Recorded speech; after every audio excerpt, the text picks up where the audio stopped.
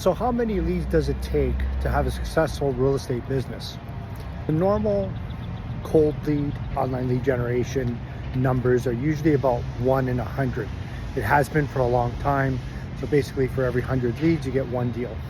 What I found in the last couple of years is that number is actually a lot worse. Unfortunately, for every 100 leads, you're not getting one deal because the market's been, terrible. So how many leads is it these days? I'm thinking it's more like 200 for every deal that you get. You need 200 leads. However, that is for the usual buyer campaign, which is overdone, overused. It's used way too often, so you have too many people doing the exact same thing. So basically what I'm doing with seller leads is a lot different. You have a totally different demographic. You have people who own homes, people who have maybe not only like the will, like, they're deciding to move, but maybe there's some motivation because of what's going on in the last couple of years. As you know, there's a lot of power sales on the market. So when you're going after a seller lead and you have whatever numbers you're getting, depending on how much ad spend you have, you could be getting anywhere from, say, 20 leads a month to 50 leads a month, again, depending on what your ad spend is. What I'm finding is a lot different number. You're not getting that 1 in 200 or 1 in 100 leads like it has been. What you're getting now is 1 in 50 is what I'm seeing, especially with seller leads, because these are people that have some sort of motivation. They have some reason that they want to sell. When it comes to buyers and buyer leads, they like to click on pretty pictures of houses and have a look and put in their information. A lot of times it's the wrong information, and you're going to get the wrong information on all leads, whether they're seller or buyer leads. But at the end of the day, if you have a buyer that's just clicking just for the hell of it because they like what they see on what's in front of them on the ad, that's really not a good lead. But when you get a seller lead, a potential seller lead that sees the ad, says, hey, I need that, I want that, I want what this person is offering me, and then they click on it and they put in their information, there's a much higher chance that it's going to be the right information. Yes, some of it is not real. You're going to get bad leads no matter what. Doesn't matter what lead generation thing you do. It's just, there is no perfection. So what I'm trying to say is that when it comes to sellers or dedicated seller lead programs, especially what I've created, you're going to have a much better turnaround rate. Now here's the one problem that most agents have, and I've seen this time and time again. I've heard this before. I think it was first sort of brought to everybody's attention in a book called Think and Grow Rich by Napoleon Hill. I read that many years ago, and every once in a while I'll go back to it here and there. But in the beginning of that book, he talks about 3 feet from gold. There was somebody who basically bought a piece of land where there was a gold vein, is what they call it, I guess, or there's going to be some gold in the land. So they bought the land, they got all the equipment there, they borrowed all the money to do it. They started to find some gold. They thought, we're going to strike it rich. And then all of a sudden that vein or whatever it was disappeared, or almost was eliminated completely, or they got very little. And they stopped. They tried digging a few other places, couldn't find it, couldn't capture that vein again, and it was gone. They just said, okay, forget it, pack up. They sold it to somebody else. Somebody else did some research.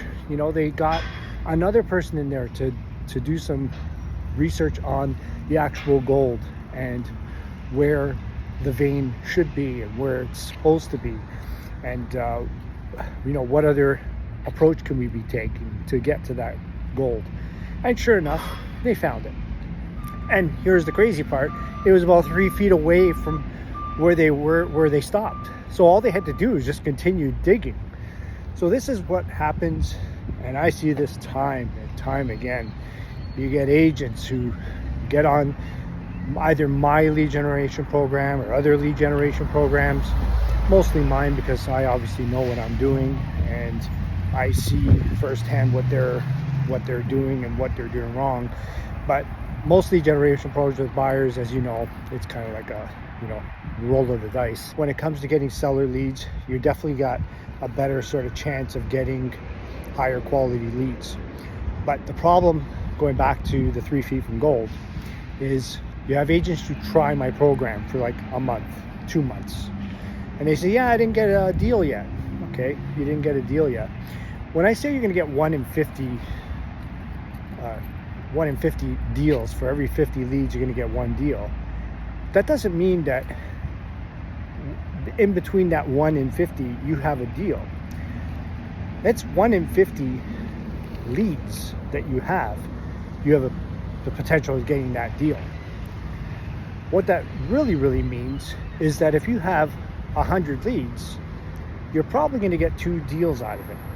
Whether it's today, 2 weeks from now, 2 months from now, could even be a year from now. It really depends on the actual motivation of the person asking for the information. So what you need to do is keep adding to your database. If you don't keep adding to your database, you're basically just stopping 3 feet from gold. And if you don't have a continuous supply of new people every day, as many as you can, you're really just shooting yourself in the foot. You're wasting money, in my opinion. I could say something like, if you're going to join my lead generation program, my seller lead generation program, you have to commit to 6 months, like most agencies do, unfortunately. But I don't do that, because I don't want anybody to feel like they're tied to my service for the long term. I don't want them to be, you know, handcuffed to me when they don't want to be handcuffed. I want them to have free will to get out of my program if they just, whatever, something happens or they feel it's not for them or whatever the reason. But what I have found is the agents who stuck around for the long term get results. Those are the ones that see the value of getting continuous inflow of people coming into your database. And then, of course, what you do with those people is highly important. If you're not contacting them on a regular basis and giving them value, emphasizing value. If you don't give them value, then you have a worthless lead, which is what a lot of people call leads these days from lead generation companies and marketing agencies, is worthless leads, because they call them once, they don't answer, they give up. Text, give up. Send an email, give up. And they don't respond. It doesn't mean that they're a bad lead. It just means that they're not ready to talk to you yet. Keep up with contacting them, giving them value. You'll see, they'll come around. When they're ready, they'll come to you. As long as you're giving value. If you're just whatever, if you're not giving value, if you're not giving them what they ask for, if you're not doing it consistently, if you're not giving the right information that they asked for, if you're not going above and beyond, if you're not sending more than what they asked for, then definitely you're going to lose those people. Anyway, I hope this kind of helps your business and understanding of sort of like that ratio of how many leads you need to get a deal, and sort of the timing factor, because it's not exact. It's never exact. It's not, you know, one with 50 leads, you know, you start from 0, tomorrow you get 1, the next day you get 2, 3, 4, and you're up to day, say 50, and you got, let's say you gave 1 a day, you got 50, you have a deal. That's not how it works. It's not how it works at all. You have to wait until they're ready. So in other words, get 1,000 people in your database, get 2,000 people in your database, then you're going to see shit happen. I guarantee it. Talk soon. You know where to find me.